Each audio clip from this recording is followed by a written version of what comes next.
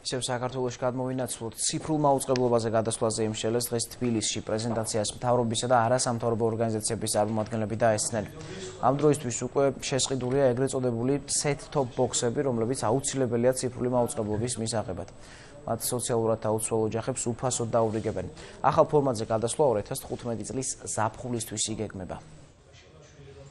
ციფრულ მაუწყებლობაზე გადასვლა არის დიდი სარგებელი, რომელიც იქნება როგორც მედიისათვის, მედია პლურალიზმის ნაწილში და იმ შესაძლებლობების კუთხით, რომელიც მედიას მიეცემა აღნიშნული ტექნოლოგიის დანერგვით, ასევე მომხმარებლისათვის, ვინაიდან მომხმარებელს შესაძლებლობა ექნება გაცილებით უფრო მეტი უფასო და ხარისხიანი არხი მიიღოს, ვიდრე ეს აქამდე ხდებოდა. კანონმდებლობა მაუწყებლობის შესახებ ალბათ განიცდის გარკვეულ ცვლილებებს, თებერვლამდე უნდა შევიდეს კანონში მთელი პაკეტი ცვლილებებისა და მათ შორის მაუწყებლობის ლიცენზირების და ავტორიზაციის თაობაზე. რა იქნება ლიცენზირება, იქნება ავტორიზაცია, იქნება გამარტივებული წესი იქნება, ამას უკვე კანონი ჩამოაყალიბებს თავიდან ბოლომდე.